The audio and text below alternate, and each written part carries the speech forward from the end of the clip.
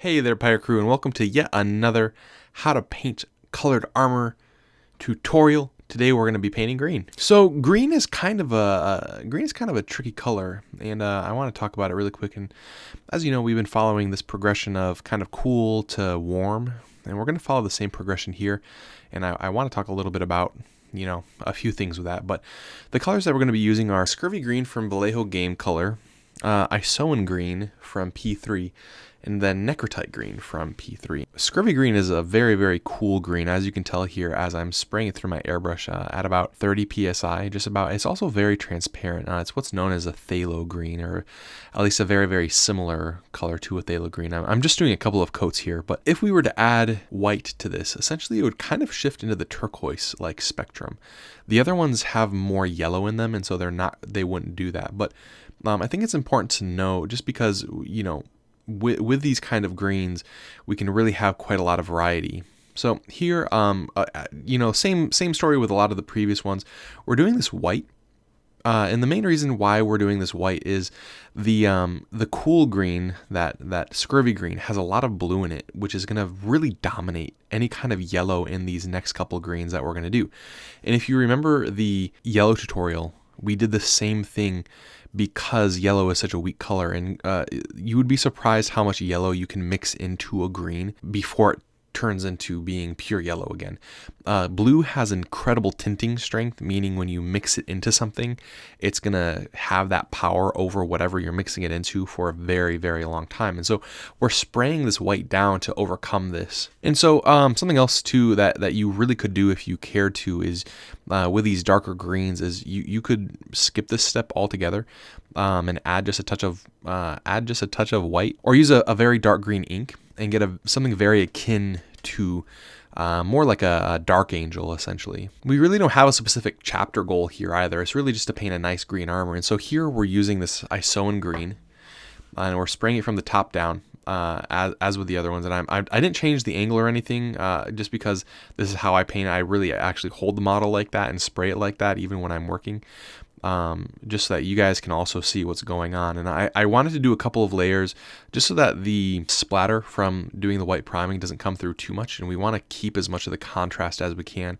But as you can tell, it really comes out as a very nice, strong, more yellow green, or sap green as it's commonly called. And so here with this tutorial, I decided to use a dry palette. I've been having people ask, hey, when do you want to use a dry palette versus a wet palette, and how do you manipulate the dry palette? And so that's really what we're going to be doing today. And you'll see that I kind of keep the paint a little bit more hydrated. And what I'm doing there is I'm mixing about 1 part to 3 of Necrotite Green, just so that we can get a decent highlight going with these next progressive layers that we're doing. And really all I'm doing here is thinking about the shapes. And as you guys watch that shape language tutorial with the PyroMonkey Basics, hopefully that kind of helps you out in what you're thinking of, and with these various shapes. So the shoulders I'm kind of treating like big circles, big spheres, and then all the arms and legs I'm treating, and even the backpack there I'm kind of treating like a cylinder, and just very broadly painting on these highlights. So the nice thing too is the closer you get to yellow, the more transparent the color tends to get, and it's a big benefit, right? Because it means you can be a little bit more heavy-handed, and your mistakes are going to be a little bit less apparent. So, but it also means the trade-off is that it's a little bit harder to get coverage. So, a lot of paint companies actually add a touch of white to their paint, and usually I'm pretty confident that's what P3 has done. And there's nothing wrong with it at all. It just kind of adds that. It takes away from the tinting strength, and it adds to the opacity. You're kind of trading one thing for the other. I also decided not to use Key Metacolor for this tutorial, just because we used it on the last one. And I wanted to get back to kind of using some more of these gaming colors, just because that's what you guys are asking for. So there's some of these parts too where I'm not really using the shapes. I'm kind of just using where the airbrush hit. There's nothing wrong with that. It's just kind of it's an artistic decision that I make, right? Sometimes it really helps the contrast pop out a little bit better.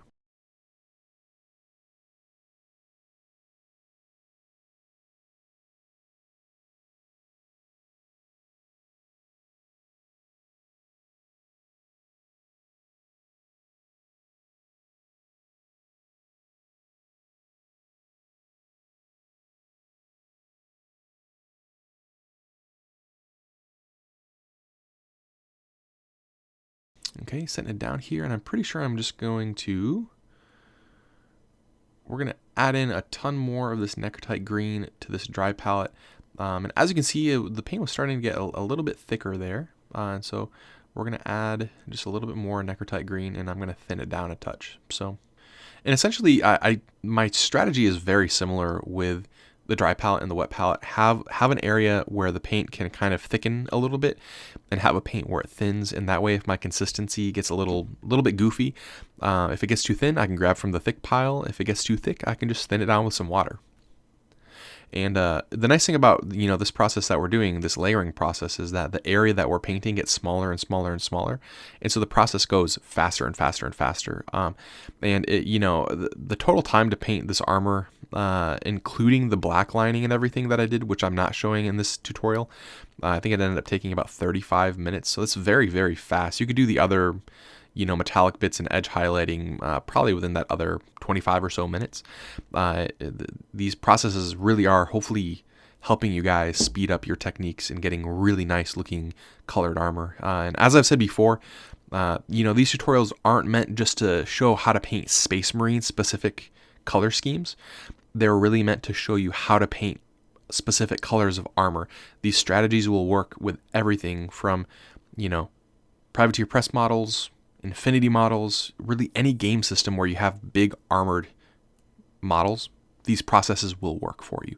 So, and it's a lot of it's really based on very, very strong priming, which we showed off in the first video, and I'm going to show it off in an upcoming PyroMonkey Basics tutorial as well. So just keep that in mind. And again, this is all possible, with a rattle can or an airbrush.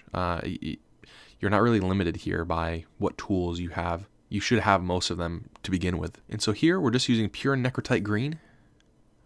This is a super, super intense. I really love this color. If you guys don't have this color, I would strongly, strongly recommend it.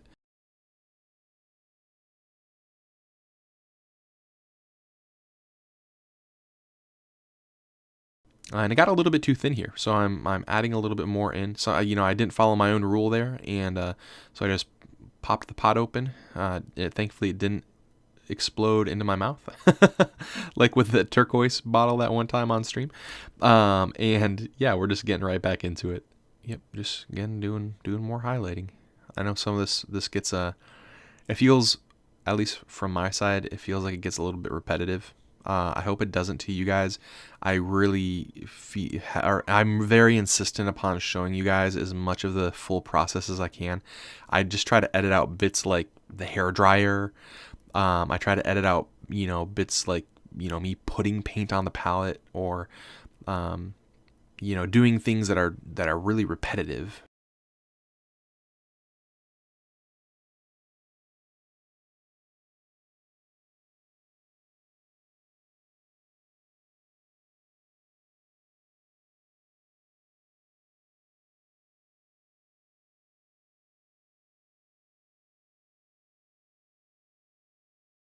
The armor is good. I'm happy with it. And I'm going to put down some black paint. I'm really going to skip over the whole black lining process. I've showed that to you guys 3 times. It should be pretty routine by now. If you guys haven't seen that yet and this is your first time to the Patreon, hop back into any of the previous 3 colored armor tutorials and you'll be able to see that. And we do show just a touch of it here at the end. But the reason why I do this, and the reason why I paint anything essentially that's not the armor black, is so that I can really gauge the level of contrast with the model that I'm working on, and it really helps me understand what I need to do in future steps. Sometimes I need to glaze a little bit more color in, sometimes I need to correct the speckling. But again, if this is a gaming figure, if you're going to use this on the tabletop, this looks great. This has a ton of contrast. We could go through and edge highlight it. I'm deciding not to with this one. Again, we have a PyroMonkey Basics tutorial on edge highlighting if you guys want to check that out. But coming in here to the end of the tutorial. I wanted to thank you guys all once again for your support. It's how me and my family pay the bills. I hope that you guys feel like you're getting a lot out of this. And I hope that you guys, to the new Patreons, I hope you guys have been checking out that pirate tutorial vault.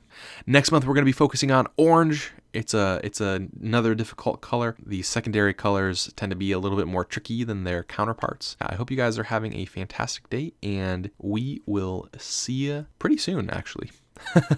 Take care. Bye.